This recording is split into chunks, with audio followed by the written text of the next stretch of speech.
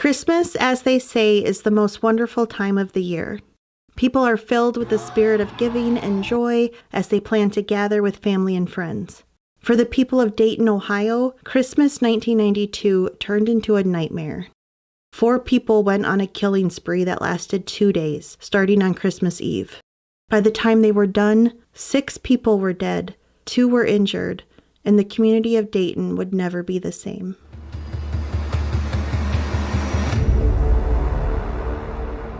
Hi everyone, welcome to my channel. My name's Anne, but I also go by my nickname Nini. I like to focus on Midwest true crime because I'm a Minnesota farmer's daughter. Today we're going to go to Ohio to the town of Dayton. Dayton is between the larger cities of Cincinnati and Columbus. In 1992, it had a population of around 180,000. It's home to the famous Wright brothers, who were the first to fly an airplane. In 1992, Dayton had a notable divide in the socioeconomic status of its residents. It was split by location by the Miami River that kind of splits the town in two. On one side of the river were wealthy white residents and banks and shopping centers. On the other side were poor black and brown residents who had less access to resources and education. A lot of the people who lived on that side resorted to crime in order to survive. This is what a group of teenagers and young adults did who called themselves the Downtown Posse. They spent a lot of their time bumming around, begging for cash, committing petty crimes. The leader was 19-year-old Marvalis Keene. The group included 19-year-old DeMarcus Smith and his girlfriend, 20-year-old Heather Matthews. It also included Marvalis's 16-year-old girlfriend, Laura Taylor. Even though Laura was the youngest of the group, she was basically the second in command and known to be very tough on others. When Christmas came around in 1992, the group decided to escalate their crimes for no other reason than they were bored. Laura told the others, quote, "Let's get some drama in our lives," unquote.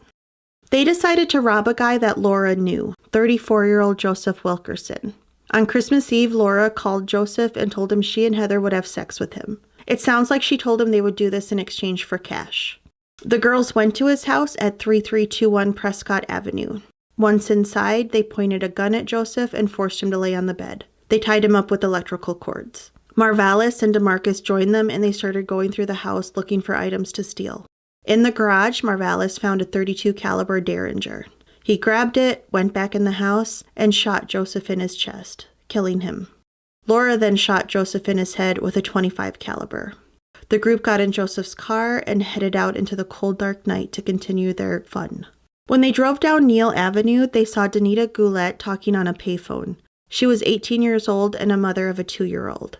She had just finished work and was on her way to her family's annual holiday meal of chili and cornbread when she stopped at the payphone at 517 Neal Avenue. The group thought her coat and shoes looked expensive, so they decided to rob her.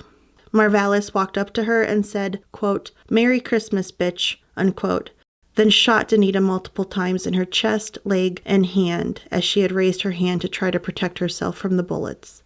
They stole her shoes, backpack, coat, and 50 cents, and then fled.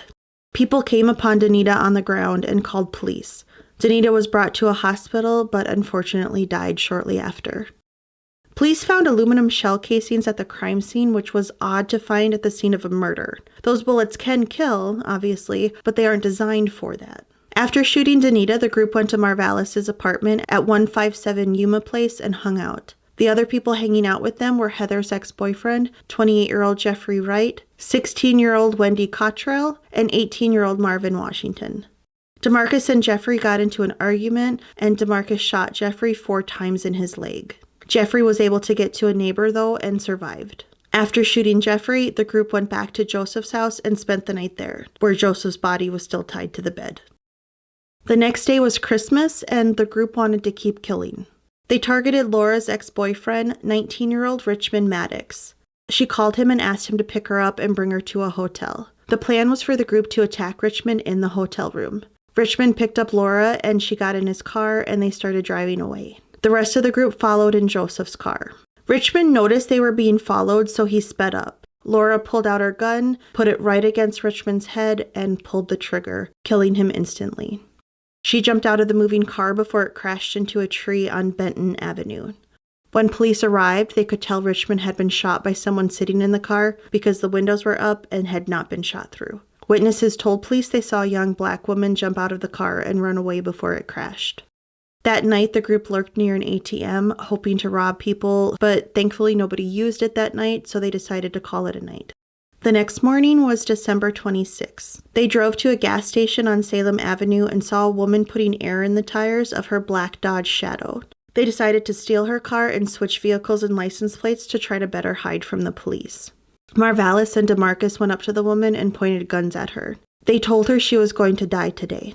She ran off as the men shot at her, but they missed. They stole her Dodge Shadow and switched the license plates with the plates that had been on Joseph's car. The woman reported her car stolen, and an alert was put out for a black Dodge Shadow. The group then drove to the Shortstop Mini Market at 1201 West 5th Street. 38-year-old Sarah Abraham, a mother of 3, was working behind the counter. Laura went in to scope the place out. She bought juice but was a nickel short. A part-time employee, 71-year-old Jimmy Thompson, thought Laura seemed sweet and innocent, so he gave her a nickel for her juice. Laura paid, then walked out of the store. Almost immediately, DeMarcus and Marvalis walked in. They pointed guns at Sarah and demanded she give them money. Sarah obeyed and gave them the $44 that was in the cash register, but they still shot her twice in her head. They also fired shots towards the other people in the store, Jimmy and a customer, Jones Pettis. Jimmy wasn't hit, but he pretended he had been hit and was dead. Jones was hit, but he survived. Both were able to give descriptions to the police. Sarah was rushed to the hospital, but unfortunately died 5 days later. When police searched the crime scene at the mini market, they found aluminum shell casings that were similar to the ones at the crime scene of Danita Goulette's murder, and they realized Dayton might be being targeted by a spree killer. The group had been discussing if they should do anything about Wendy Cottrell and Marvin Washington because they had seen DeMarcus shoot Jeffrey. Eventually, they decided to kill them so that they couldn't rat on them. They asked Wendy and Marvin if they wanted to hang out, so they picked them up and drove around drinking beer. Marvalis said he needed to pee, so they drove onto a gravel yard at 1654 Richley Drive. They told Wendy and Marvin to get out, and the two knew something bad was going to happen. Wendy refused to get out, so Marvalis grabbed her by her hair and pulled her out of the car. They were forced to walk over to a large pile of dirt. Wendy and Marvin promised the group they would not say anything, and they begged for their lives. Marvalis put his gun in Wendy's mouth and killed her. DeMarcus shot Marvin at close range. Later that day, Sergeant John Huber was driving around and saw a parked Dodge Shadow at 725 Kumler Avenue and knew about the report about it being stolen. He did a license plate check and it didn't match, but he noticed that the plates came back to belonging to the car that was parked in front of the Dodge Shadow, which was Joseph Wilkerson's car. The police went to his home and found his body tied to the bed. They found more aluminum shell casings, which linked the murders together. Sergeant Huber monitored the Dodge Shadow. Marvalis, Laura, and DeMarcus came out and were about to leave in the car, so Sergeant Huber confronted them. DeMarcus ran off, but Marvalis and Laura cooperated and were arrested. Police found guns in the car. DeMarcus and Heather were later arrested. They were able to link the bullets found at the crime scenes to the guns found in the car. When police questioned the group, one officer said Laura was one of the hardest criminals he'd ever interrogated, even though she was just 16 years old. She refused to say anything during her interrogation. When asked if she needed to use the restroom, she stood up, peed on the floor, and sat back down. A minister visited Laura that night, concerned because she was just 16 years old, and he didn't realize that she was a little psychopath. She told him about the murders of Wendy and Marvin. The next day, the police received an anonymous phone call telling them where they could find Wendy and Marvin's body. Heather and DeMarcus accepted plea deals to avoid the death penalty. Laura and Marvalis went to trial in the summer of 1993 and were found guilty. None of them ever showed any remorse for what they had done, and the only time Marvalis cried was when he was being sentenced. I never meant for nothing like this to ever happen.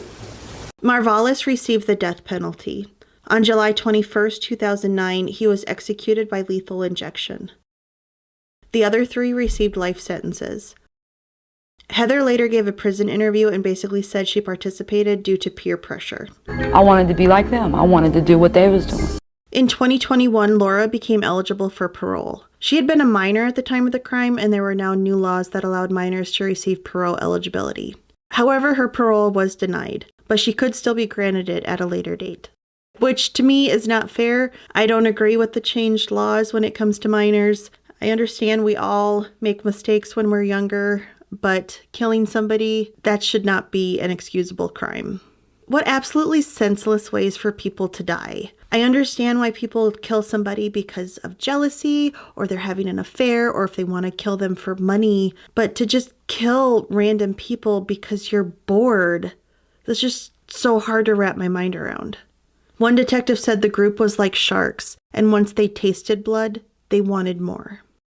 What makes this crime worse is that it happened right around Christmas time. Danita's sister said that she has a hard time celebrating Christmas because every year it's a reminder of her sister's murder.